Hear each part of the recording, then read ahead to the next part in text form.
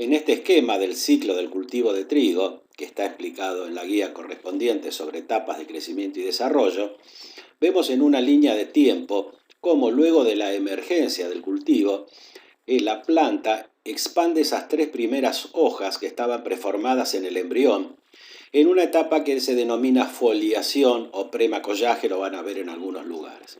A partir de la expansión total de esa tercera hoja, comienza la etapa denominada de macollaje, una etapa muy variable en trigo y que define muchos componentes potenciales del rendimiento, como van a ser las futuras espigas por unidad de superficie. Esa etapa de macollaje termina cuando empieza a alargarse el verdadero tallo, empieza a encañar el cultivo, de ahí el nombre de la etapa de encañazón. Cuando esos tallos se ponen erectos luego del macollaje, decimos que el cultivo empieza a encañar. Esa etapa de encañazón termina cuando aparece la espiga, se produce la floración, por supuesto la fecundación, y comienzan las típicas etapas, como habíamos visto en el caso de maíz, que serían de llenado y secado, o sea, granazón y maduración. Un aspecto muy importante a marcar dentro de la etapa de macollaje es cuando el ápice pasa de estado vegetativo a reproductivo. Eso que en maíz nosotros llamábamos transición floral, en el trigo por sus particularidades se lo denomina doble lomo. Esa DL, ese triangulito, implica, repito, que el ápice pasa de estado vegetativo a reproductivo. Ese ápice deja de preformar hojas, termina su parte vegetativa y empieza a preformar la futura espiga. Esa diferenciación de la espiga termina como estamos viendo en ese otro triangulito que dice ET, cuando se termina de diferenciar la espiguilla terminal. El momento del doble lomo es variable dentro del macollaje, pero la espiguilla terminal siempre se está diferenciando al principio del encañazón, cuando alarga el primer nudito sobre el nivel del suelo. Un anticipo de un tema muy importante de manejo, que es la fecha de siembra, se define en cuanto a 4 factores muy importantes. El primero, como habíamos visto en maíz, es tratar de hacer coincidir el periodo crítico con buenas condiciones ambientales. El periodo crítico de trigo es parecido al de maíz, es unos días antes, unos días después de espigazón o floración, y ese periodo debe coincidir con buenas condiciones ambientales. Que haya buenas condiciones de temperatura, no haya peligro de heladas tardías y que normalmente tengamos una buena provisión de agua para definir los componentes potenciales del rendimiento. Otro tema muy importante en trigo son las heladas tardías. El cultivo de trigo, como veremos enseguida, es tolerante a las heladas en muchas etapas de su desarrollo. Pero particularmente, fin de la etapa de encañazón y sobre todo acá en el centro del periodo crítico, el trigo es muy vulnerable al efecto de las heladas tardías. Otro factor muy importante que define la fecha de siembra en trigo es que no ocurran temperaturas muy altas en el llenado. Si en la etapa de llenado de grano ocurriese un golpe de calor, se produce lo que se llama arrebatamiento de grano y esto disminuye drásticamente el peso del grano con su consecuente rendimiento. Y por supuesto un tema definitorio en el momento de la siembra es que haya humedad. Sin humedad de suelo no podemos sembrar. En este cuadro que ustedes están viendo acá, que es solo orientativo, nos da un ejemplo de qué umbrales de temperatura soporta el trigo. Y vemos fundamentalmente, cuando vemos ahí final de encañazón y espiga embuchada, que en esos casos los daños por heladas pueden ser muy importantes, ya que puede producir esterilidad de flores y algunas espigas retorcidas y por lo tanto el daño puede llegar a ser muy importante. Por supuesto, de espiga embuchada en adelante, en espigazón también es muy importante el daño, en grano lechoso y pastoso. Pero en las primeras etapas, fundamentalmente macollaje y principio de encañazón, el trigo soporta relativamente bien las heladas. En este esquema de la germinación vemos cómo aparece la coleoptila, igual que habíamos visto en el caso de maíz, que es un capuchón que está protegiendo esas 3 hojitas preformadas que estaban en el embrión. Y hacia la parte inferior observamos la aparición de lo que denominamos raíces seminales. Recuerden que raíces seminales también son las que estaban preformadas en el embrión y siempre salen a la profundidad de siembra. El periodo de foliación, como decíamos recién, abarca desde la emergencia de la coleoptile hasta la expansión total de la tercera hoja. En este caso decimos que estas plántulas estamos observando la primera hoja totalmente expandida. Recordemos, al igual que habíamos visto en maíz, que la primera hoja tiene siempre el ápice redondeado. Esta es una forma de diferenciarla de las otras hojas que normalmente terminan en punta. Acá estamos observando lo que sería un cultivo en foliación. En esas primeras etapas, cuando el cultivo expande las 3 primeras hojas, por supuesto son plantas muy débiles, puede haber algún daño si una helada fuese muy severa y generalmente no está cubriendo todo el suelo. En esta imagen, y al igual que habíamos visto en maíz, recordemos que para contar una hoja como totalmente emergida, debemos ver la unión de la vaina que rodea el tallo y la lámina de la hoja que se expande. O sea, tendríamos que ver las aurículas y las lígulas. Cuando observamos la unión de vaina y lámina, esa hoja se cuenta para las diferentes escalas, ya sea la escala que habíamos visto de Hanwein para el caso de maíz, como en la que veremos a continuación, que es la escala de Sadox que se utiliza normalmente en trigo. En esta plántula que estamos acá, vamos a tratar de diferenciar cuáles son las hojas, cuáles los macollos y qué cantidad de hojas totalmente expandidas tienen. Vemos las raíces seminales, como decía recién, a profundidad de siembra. Hacia arriba, cerca del nivel del suelo, vemos las raíces adventicias. En esa zona es donde está normalmente el ápice meristemático, preformando hojas hasta doble lomo. Y de ahí en adelante empezamos a contar hojas. Primera hoja hacia la derecha, que era la de ápice redondeado. Hacia la izquierda, el primer macollo que sale intravaginalmente de esa primera hoja. Hacia el otro lado, como las hojas son alternas, vemos la segunda hoja y intravaginalmente sale el segundo macollo. Y ahora si vamos otra vez hacia la derecha, vemos la tercera hoja, hacia la izquierda la cuarta, luego la quinta y finalmente vemos la sexta hoja. O sea, esta sería una planta que tiene 6 hojas totalmente expandidas. Si ustedes observan, la séptima hacia arriba no está totalmente expandida, por eso no se cuenta. Y tendríamos 2 macollos, el macollo que sale de la axila de la primera hoja y el segundo macollo de la axila de la segunda hoja.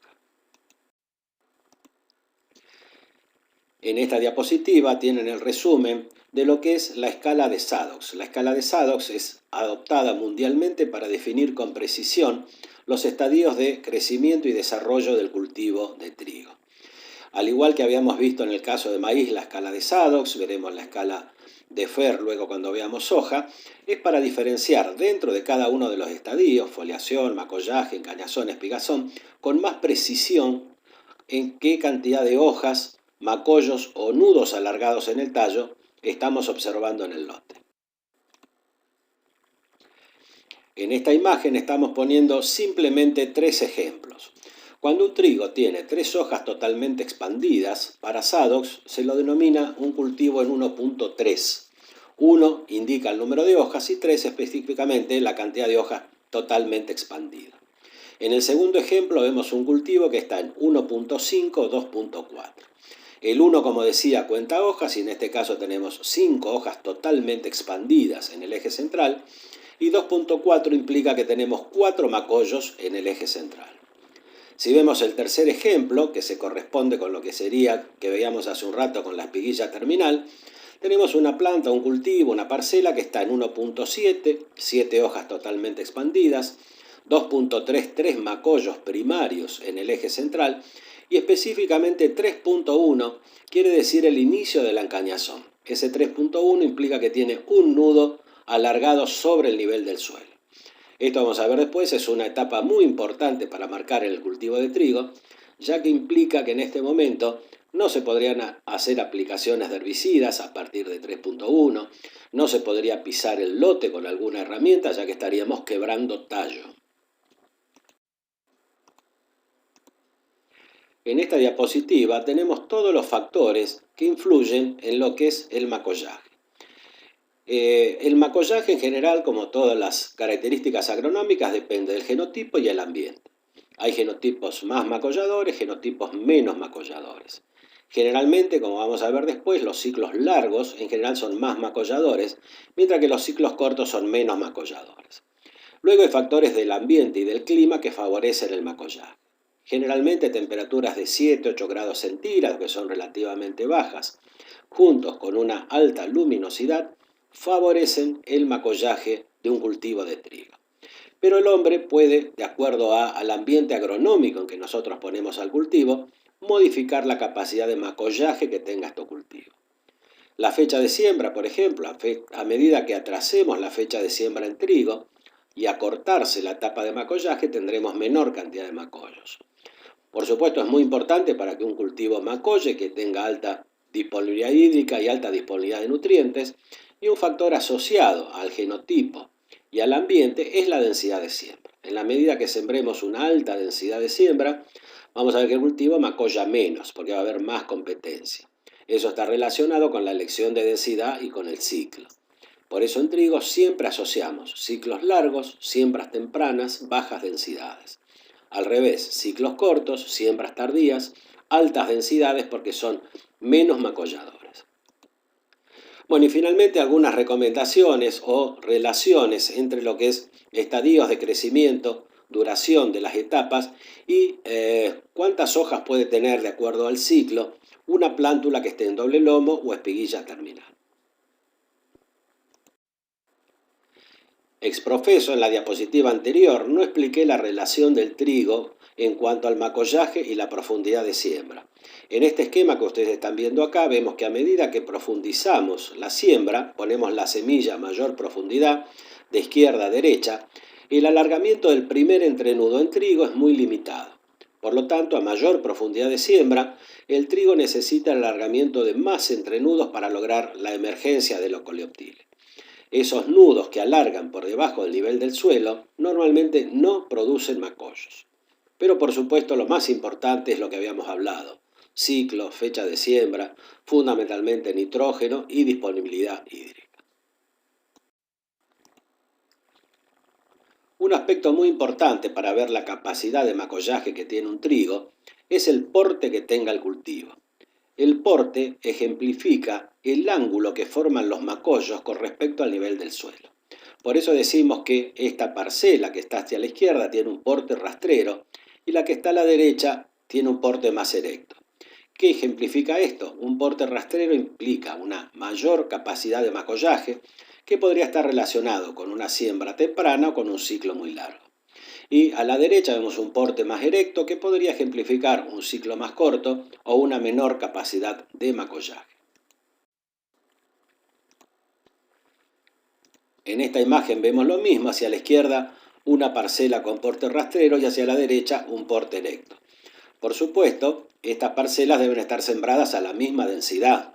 Si uno, por ejemplo, en la derecha, podría suponer que es una parcela sembrada a más alta densidad. Si hay más densidad, los macollos tienden a estar más erectos.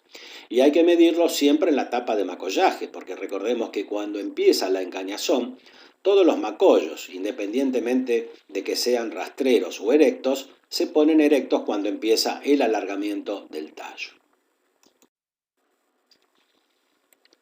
Esta diapositiva es muy importante porque lo que estamos haciendo acá es medir, o se midió en un ensayo con distintas densidades de siembras, cuál es el número total de tallos que se obtienen al macollaje, que es el punto intermedio y el punto más alto de tallos, y cuántas espigas llegan al final del ciclo, normalmente al periodo crítico.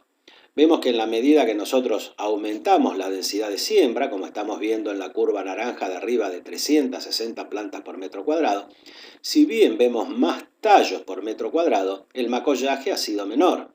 En ese caso, si tenemos 1050 tallos, por ejemplo, con 360 plantas, vemos que cada planta produjo 2 tallos. Si vemos el ejemplo inferior, supongamos que sembramos donde dice en la curva roja 90 plantas y vemos el número máximo ha llegado a 600 tallos. Esto implica que cada planta produjo más macollos. O sea, si queda claro, a menor densidad de siembra hay más espacio y el cultivo macolla más. Pero los resultados finalmente a espigazón ya son parecidos, porque un cultivo que tiene muchos tallos, muchas veces esos tallos en encañazón, por competencia pueden llegar a morir y finalmente no llegar a dar espiga. Generalmente el trigo produce mucho más tallos, potencialmente da muchos más tallos de los que finalmente llegan a espigar.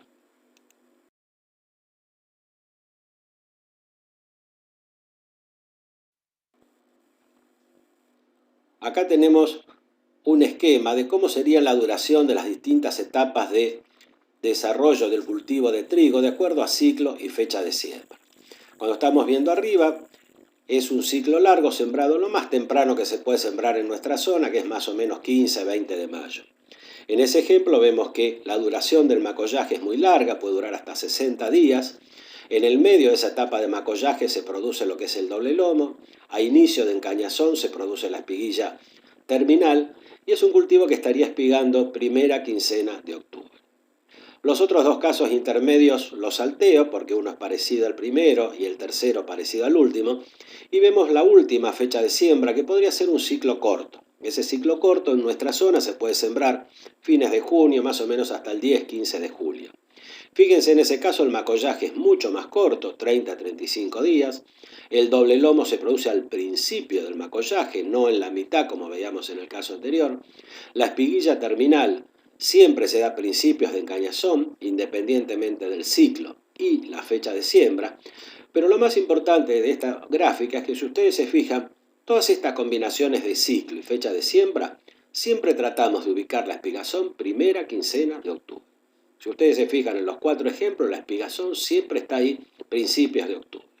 ¿Por qué? Porque si estuviera el cultivo espigando más temprano, corre riesgo de heladas tardías, como veíamos hace un ratito en fecha de siembra, y si estuviese espigando más tarde, puede tener problemas de altas temperaturas en llenado. Por eso en trigo, la solución de compromiso siempre es tratar de hacer coincidir el periodo crítico, o sea, el centro del periodo crítico, que es espigazón-floración, primera quincena de octubre, ni antes ni después. Y como detalle anexo, si ustedes se fijan, ya que el secado en trigo es una etapa muy rápida, a diferencia del maíz, o sea, la etapa de maduración, generalmente para una misma latitud, la fecha de cosecha es muy parecida, tanto para los ciclos largos, los intermedios o los cortos. Generalmente para nuestra latitud, a partir del 20 de noviembre y entre el 30 de noviembre, primeros días de diciembre a veces, siempre se da la cosecha de todos los lotes de trigo en nuestra zona. Esta última diapositiva que les voy a mandar el audio es para que ustedes hagan una práctica. Luego les voy a mandar un archivo donde ustedes van a poder ver diferentes condiciones ambientales en diferentes años y tratar de reproducir una gráfica como la que vimos recién de número de tallos potenciales por unidad de superficie y con cuánto se llega a el momento de espigazón. Ahí estamos viendo los requerimientos de temperatura. Decíamos que la óptima para macollaje es 7 a 8 grados centígrados. Si las temperaturas son más altas de esa temperatura, o sea, un invierno más benigno con temperaturas relativamente más altas, esta etapa se va a cortar y por lo tanto el número de tallos va a ser menor. La óptima para encañazón es de alrededor de 16-17 grados centígrados. En la parte inferior de este ciclo tienen más o menos los requerimientos hídricos por día. Vemos que en la etapa de macollaje el requerimiento de agua para un trigo es relativamente bajo. Podríamos tomar 1 milímetro por día, que es un promedio entre 0,5 y 1,5. Y a partir de encañazón, si ustedes se fijan, comienzan a aumentar drásticamente los requerimientos de agua. Desde 1,5 milímetros hasta los 3 milímetros más o menos por día que requiere el cultivo. Bueno, acá terminamos esta presentación, pues ya que después les voy a estar enviando el archivo con diferentes condiciones ambientales para reproducir los gráficos que vienen a continuación. Muchas gracias.